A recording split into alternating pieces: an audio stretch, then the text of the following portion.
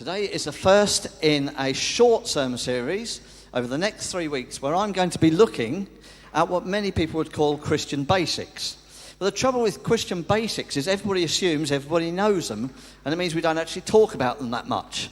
So we're going to talk about them, or I'm going to talk about them for the next 3 weeks. These are the kind of things that we assume that people just absorb, and actually it's useful to have a bit of understanding that goes behind them. One topic that I'm not going to cover in the next 3 weeks is prayer. Prayer I would still consider a Christian basic, but we did a whole sermon series on prayer just before the summer, or going back a bit before the summer. So if you want to know about prayer, you can watch our videos back on YouTube. So today is about worship. I came across a church notice board the other day. Let me read it out to you in case you can't see it. It's a Sunday schedule. And the services listed are Seniors Gospel Hour, 7 a.m. Gregorian Chant Liturgy, 8 a.m. Contemporary Suburban Worship, 9 a.m. Hip Hop Praise Jam at 10 a.m. Extreme Youth Service at 11 a.m. Then there's a break until you've got Mystic Journey, the worship experience, at 2 p.m. Holy Spirit Freestyle at 3 p.m. Well, clearly it's not a real church. It's a spoof notice board. But I wonder, which of those services would you choose to worship at? When I was first called to be a vicar, this idea of having services and churches that suited all different styles was becoming really quite common at those days. I've attended Christian conferences and services where you could choose from different types of learning style as well. You could have discussion-based sermons. You could have lightweight sermons with real humour. You could have deep Bible study sermons. You could have culturally connected sermons, all talking about the same thing, but in a different way. And the styles of music varied as well. You could have big band or reflective or creative and so on. It was like multi-choice worship was the way things were going to go. More recently, I've spoken with some people in churches where they only have one service. And the idea is that people may not like every aspect of the service, but it's really important to be together as the congregation in one church. Then this week, I had a conversation with someone on Monday who wanted to connect with young adults here. Young adult services are very common out there. But as I was talking with her, I suddenly realised we have young adults at every single service that we have. 4 different services on a Sunday, all of them with different young adults coming to them. And it's not as if only young adults attend only one type of service. And we need to be careful about lumping everybody together. And then to add in this mix, recent research suggests one factor in increasing church attendance is the people's desire for authenticity and realism. You know, so much in the world we have today is airbrushed to look good. Think about Instagram, all the comments you see on that, or the pictures you see in it. You know, the idea is that there's a consistency of message, and you've all got to sing from the same hymn tune, as it were. But actually, perhaps, true, authentic life, reality, and spirituality are found in a man who lived and died and lived again 2,000 years ago. So what is worship all about? What is worship and why do we do it? Well, firstly, worship is not just about singing and music. That is a really common mistake. You go to places and say, we're going to worship God now, meaning we're going to have some music. But actually, you've been worshipping God before. The word worship literally means worth-ship. It is to honour someone or something, to give reverence. That is to show an immense amount of respect, to pay homage. To worship God simply means to act in a way that gives God his worth, his value. That means in everything we do. That's at work, at rest, at play, at church, wherever. Worship is all that we are responding to all that God is. So today, I'm going to be focusing primarily on Christian worship together in church. But why do we actually need worship at all? Well, the reason why we worship is really very, very simple. It's because that is what we were created for. All humans worship. There is something deep within us, perhaps in our soul, you might say, which means there is a need for humans to worship. It is part of humanity. The big question is not, will we worship, but what will we worship? Will we choose to worship a particular faith, perhaps? Follow a particular faith? Will we worship Walsall Football Club?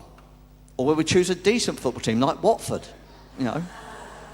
Will we worship money or material possessions or our jobs? Will we worship our bodies or even somebody else's body?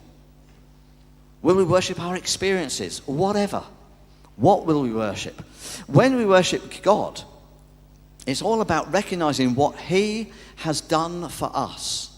And in many ways, that is what the first reading of our Bibles was about. Worshipping God is about recognizing what He has done for us. It said this: "Sing to the Lord, all the earth. Proclaim His salvation day after day. Declare His glory among the nations, His marvelous deeds among all peoples." Now, obviously, this salvation that the psalmist is referring to isn't about the saving works of Jesus on the cross. It might refer to the passing of the Red Sea or something else. We don't actually know. But if we take those words and we sing them and we say them, then it is a completely appropriate way to praise God for His salvation for us, the way we experience it. Because salvation, in a nutshell, is simply this: humanity had split away from God. We'd messed up.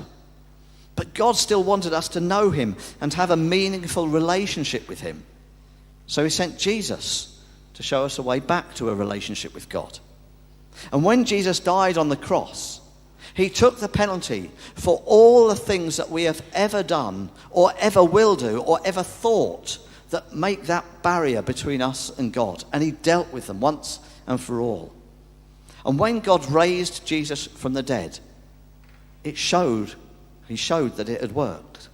Because of Jesus, we are saved from our sin. That is what salvation is. And we can have this relationship with God. And as we become more and more and more aware of this incredible fact, we respond in worship. Worshipping God is about recognizing what He has done for us and reflecting His amazing glory back. It's not about what we can get out of it. But here's the funny thing. The more we put into it, the more we tend to get out of it. Let me give you an example. Let's think about Andrew, our director of music and our organist. That's our church organ, by the way. It's a complicated looking machine, isn't it? Think what it would have been like when Andrew first started playing the organ many, many, many years ago. Many, many, many years ago, I'm sure. You know, when he first sat at the keyboard, like a piano, he probably, when he first sat at the piano, he probably couldn't get a brilliant tune out of it. He got an idea, but couldn't get a brilliant tune out of it. He didn't know quite where to put all his fingers. When he first sat at the organ, it must have been mind-blowing. What are all these different things going on? These things for your feet. And you've got all these buttons to press. And my guess is that Andrew would have had good days and bad days when he first started playing the organ. But the more he practiced, the better he got. And now, he's pretty good at it, really. And he enjoys playing the organ. I know he enjoys it. And he leads us in worship because he is skilled at playing the organ and many other instruments as well, of course. And it's the same kind of thing with our worship. The more we put into it, the more we practice, the more we get out of it. But the focus is always on God, not on us. I can remember a conversation I had with Priscilla, my wife, and one of our church wardens a number of years back, a church warden at this church. And as a church warden, they had initially really resented the fact that so many people in the church ignored the things that need to be done. And it always seemed to be left to the same few people to do things. Always left to the wardens to clear up at the end of the services. All the papers and the chairs and things like that. And it was beginning to get this person down a bit. And then they told us that suddenly everything had clicked for them. Everything had changed when they started coming to the church services with the attitude, what can I give? What can I give? Not, what can I get out of it? That's what worship is about. What can I give? What can I give? Not what can I get out of it. Worshipping God is about recognizing all that he has done for us and for everybody. It's not about us. And although we will worship God, when we worship him, we will benefit from it. Even if we get nothing out of it, we should still do it. Why? Why should we do it? And why should we do it together? Well, why worship together? Worshipping together does not necessarily mean coming to church. But inevitably, the easiest way to worship together with other Christians is to worship in church. Because that's where Christians meet. Now, I'm not saying you can't get to heaven if you don't go to church. And walking into a church doesn't make you a Christian any more than walking into the local showroom of a car sales place makes you a car. It doesn't work like that. And of course it is true that some Christians are unable physically to get to church. And God still cares for them. And it's great that they can watch online or they can listen to services. But do you remember the sense of loss during COVID when we could no longer worship together in church, in a building? And when I talk to people who are actually too ill to come to church, I find that most often their real wish is that they could go. It's one of the things they miss the most about being housebound. They recognise the importance of worshipping together in church, even if they can't get there. On the other hand, I'm reminded of the story of a very, very, very religious man who had reached the age of 105, and suddenly he stopped coming to church. And alarmed by the old man's presence, the tall, handsome rector decided to go and see him. And he found him in excellent health. 105-year-old, still doing press-ups. Amazing he was. So he asked, how come after all these years you've stopped coming to church? And the old man lowered his voice and he said, I'll tell you, rector, I'll tell you what it is. When I got to 90, I expected God was going to take me any day. But then I got to be 95, and then 100, and then 105. So I figured that God must be really busy, and he must have forgotten about me, and I didn't want to remind him of me. We know we don't only meet God in church. God is everywhere. So why do we meet together to worship? Well, here's a number of quick reasons. Firstly, we do it because Jesus did it. Simple as that. Jesus regularly met with people in synagogues, in the temple, as well as on the hillsides and in houses and by the sea. As Christians, our primary calling, or one aspect of our call in life, primary part of that is to follow Jesus, follow his example. If Jesus did it, we should do it. This is about obeying God, following Jesus' example. Secondly, the Bible tells us we should do it. You know, it's as clear as day. It is there in black and white. There is an underlying assumption throughout the Bible that God's people will meet together to worship. You know, to be a Christian is to be in a relationship with God. But the Bible makes it clear that it is a multi-way relationship. A relationship between God and us and God, and between God and his people as well.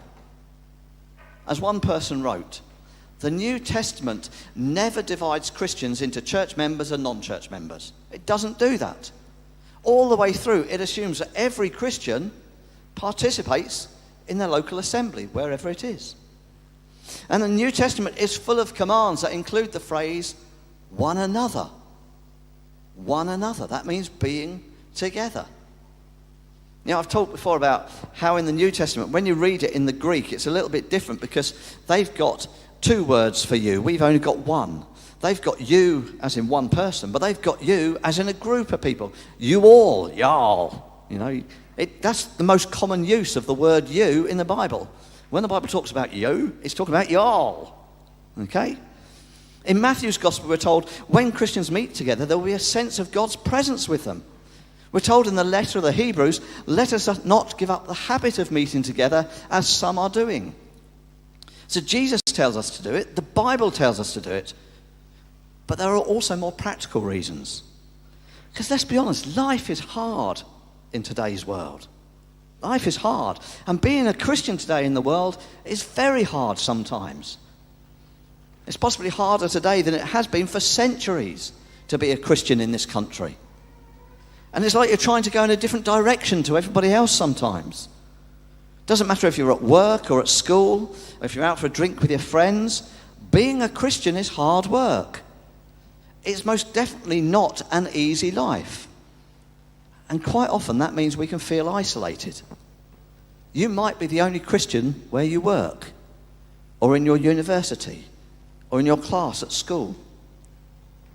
Sometimes being a Christian feels like we are swimming the opposite way to everyone else. But when we meet and worship with other Christians, it helps us to know we are not on our own. We are like whole schools of fish or shoals of fish swimming together for protection in the same direction. Right from the earliest days, Christians have always met together to worship God. It's a regular and normal part of Christian life. It's for our spiritual well-being and for the spiritual well-being of other people. It's no surprise to me that those people who have the best mental health tend to be religious people. Survey after survey discovers this. We're in it together. It's for our spiritual well-being. How else we all learn if it's not learning together? How else we all make sure your understanding of the Bible is correct if you don't talk about it with others? There's accountability and wisdom and love when Christians meet together. And the church is also the place for discernment of who has gifts and how they should be used for the good of God. And there's a combined strength, spiritual strength, when we meet together in prayer, when we pray together, when we sing psalms and hymns and songs together. It sounds so much better. If you've got one person singing a song, it can sound okay, depending on who that person is. You'll be glad I'm not going to do it, don't worry. But if a group of people sing together, that sounds much better. It can sound pretty good. If a whole crowd or a congregation sing together, it can be so uplifting. I don't know if you've been to rugby matches or cricket matches or football matches. When the crowd starts singing together, Jerusalem, or You'll Never Walk Alone, or something like that, or Sweet Caroline, it sounds awesome. There is so much more the case if we are worshipping God together in song. And when we meet together in worship, we all benefit from it. When one person stays away, God's people suffer. There's a story told of how many years ago, centuries, a rich man agreed to build a church for his village. And the church was built with really small windows, so it had very little natural light in the church. And on the night that the church was consecrated and the bishop came and the vicar was installed, every family from the village was given a lamp and asked to come to the new church. And as they arrived, every family had their lamp lit and was shown to a pew where their lamp had a little stand to go on. And it had their family name on. Well, after the service, some of the people from the village said to the rich man, "Why did you build a church with such small windows? It's always going to be dark inside." And the rich man answered, "Well, when we join together, we should all bring our lamps and hang it above the pew where we're sitting, and there'll be more than enough light for everybody." And one of the men from the village asked, "But what if somebody stays away?" What if someone doesn't come?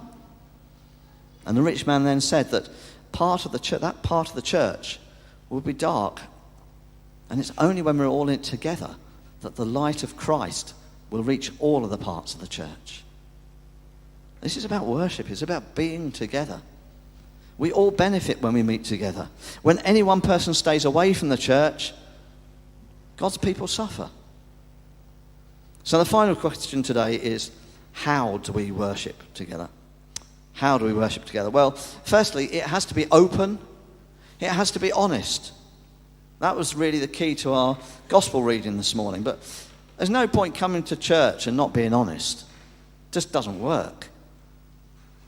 Jesus is saying to the woman at the well, and it's a part of a long passage, and you have to read all of it to get the context, but Jesus says to this woman at the well, it doesn't matter where you worship, it's actually about your heart. It's about your heart. When true worshippers worship the Father in spirit and in truth, they are the kind of worshippers that the Father seeks. Jesus is saying, if it isn't genuine, it ain't going to work. We need to worship with passion. It needs to matter to us. If we don't care about it, what's the point? Don't know if you've ever been to a cricket match. I've been to a few in my time. Imagine you go to a cricket match and you notice there's one particular man there. And he is a type of supporter that everybody thinks goes to cricket matches. He carries a scorebook with him. And he notes down every single detail of how the match unfolds as it goes along. He knows cricket inside out. He knows all the details and the intricacies of the game. He knows all of the 42 laws of cricket off by heart, and there are hundreds and hundreds of sub-clauses. And as you notice him, you notice somebody else sitting next to him, and he is clearly a member of the Barmy Army.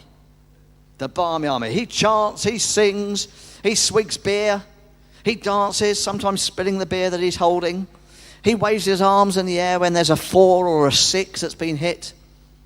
Well, a cricket match is a really, really close-fought match. It comes down to the last ball of the match. 5 runs are needed to win. The bowler bowls the ball. The batsman launches at it, and he hits it, and it goes high in the air, over the boundary. Everybody's eyes are on it.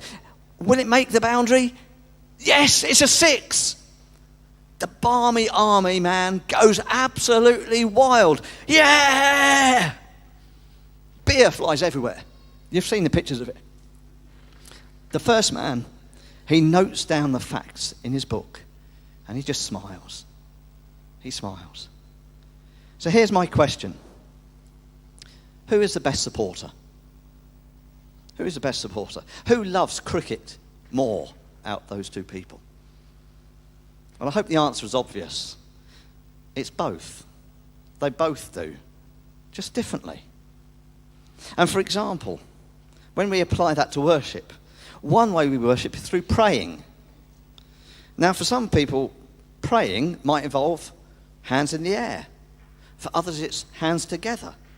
For others, it's eyes closed. For others, it's eyes open as they drive along. Don't get those confused. For others, it may be speaking.